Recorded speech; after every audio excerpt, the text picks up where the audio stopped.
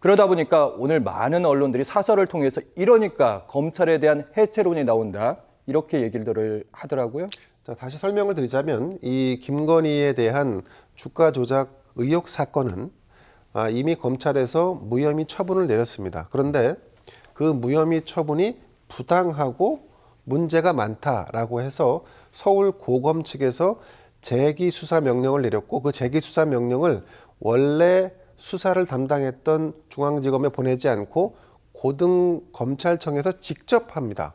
그 이유인즉슨 기존에 있었던 지검의 수사를 신뢰할 수 없다라고 판단했기 때문으로 미루어 짐작이 됩니다. 자, 그래서 다시 김건희 여사와 관련된 주가 조작 의혹 사건을 재수사를 하고 있는데 그 재수사 와중에 새롭게 녹취 파일이 등장을 한 거고, 근데 이제 이렇게 지금 전개가 되면 좀 전에 말씀드린 것처럼 이제 기소 단계로 더 한 발짝 나아가겠구나 예상이 됩니다만, 자, 그러면 그 기소를 기존의 검찰이 할 것인가 아니면 특검이 할 것인가 이런 선택의 문제가 남는데, 예.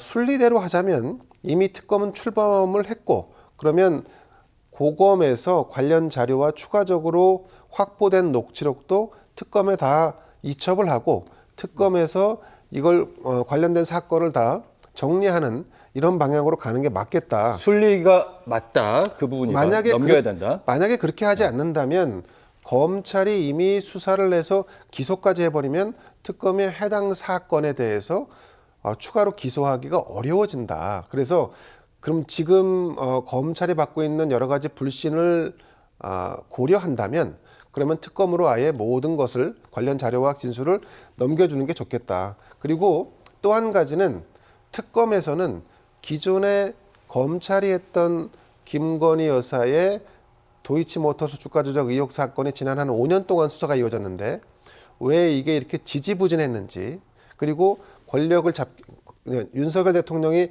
검찰 수장일 때 또 대통령일 때 대통령을 끝내고 나서 지금 탄핵된 이후에 검찰은 어떻게 변화했는지를 그 궤적을 한 번쯤 특검이 살펴보고 거기서 불편 부당함이 있었다면 그거는 감찰로 징계로 넘기는 것이 또한 특검의 역할이지 않을까 생각을 해봅니다. 알겠습니다. 바로 이어가도록 하겠습니다. 박 교수님, 아까 특검에 재를 뿌렸다. 네. 지난 헌법재판소에서 김건희 사건에 대한 부실한 조사 이걸 가지고 서울중앙지검장 그리고 조모 차장검사 해가지고 탄핵이 된 적이 있었습니다. 그 당시에 기각이 됐지만 기각됐을 때 뭐라고 헌법재판소에서 얘기를 했냐면 수사가 제대로 이루어지지 않은 측면이 있다라고 얘기를 했어요. 그러니까 제대로 조사가 됐는지 의문이다라고 했었습니다. 그런데 결국 이런 얘기가 나오는 거예요. 자, D증권사에서, 그러니까 김 여사가 뭐라고 그랬냐면 M증권사에는 통장을 맡겼고 거기서 알아서 소위 말해서 주식 매매가 이루어졌고 예. 본인이 전화를 해가지고 그때 한 거는 D증권사였다. 그러니까 검찰이 뭐만 조사했냐면 그 수많은 압수수색물 중에 D증권사의 통화 내용만 조사를 한 거예요. 그래서 그때 국민 여러분 기억하실 겁니다. D증권사 직원하고 매매를 하는 녹취가 일부 공개가 되기도 했었죠. 자, 그런데 이번에 밝혀진 거는 그 뻔히 검찰이 증거로 가지고 있던 M증권사의 통화 내역이에요. 그러면 본인들이 압수수색해가지고 가지고 있었던 건데 그거를 갖다가 분석하거나 들어보지조차도 않았다라는 겁니다. 그러면 이거 부실수사지 뭐가 부실수사입니까? 아니, 부실이라고 할 수도 없어요. 애써 있는 증거를 외면한 겁니다. 봐주기 수사다? 봐주기 수사고 면죄부 수사였고, 그리고 그것을 주도했던 사람이 지난번에 탄핵에서 기각이 됐지만 조모 차장검사 서울중앙지검에로 지금 이미 얘기가 나오고 있는 분이셔요. 그러면 이번 특검에서 과연 이 부분에 대한 조사가 당연히 저는 이루어져야 된다고 봐요. 검찰의 신뢰가 바닥에 떨어지고 지금 검찰 조직이 사실상 해체 수준으로까지 가는 이런 상황을 누가 만들었느냐.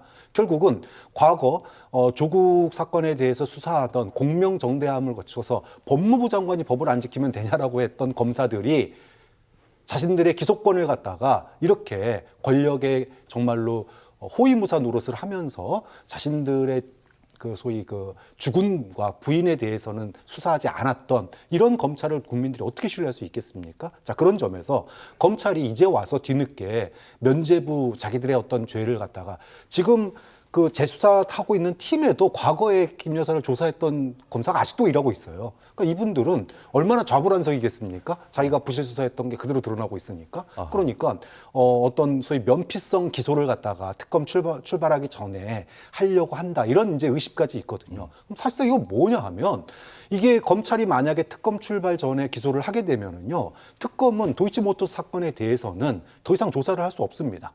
공소 이미 소를 제기했기 때문에 예. 특검은 공소 유지밖에 할 수 없어요. 예. 그럼 사실상 이건 도이치모터스 사건에 대한 진상을 밝히는 것에 대해서 뭐 어떻게 보면은 그 막 수사를 막는 그런 기소가 될 수밖에 없고, 또 설사 수사를 막지 않는다 손 치더라도 그거는 이제 특검에 재를 뿌리는 거죠. 사실상 김 여사 특검의 핵심 중의 핵심은 도이치모터스거든요. 좀 그런 점에서 검찰이 무리하게 김 여사 지금 뭐 조사도 조사 안 받겠다고 지금 입원하지 않았습니까? 일주일 안에 뭐 와서 조사 받아라 그랬지만 받을 가능성 별로 없다고 보고, 그러면 조사도 안 한 채로 기소를 한다?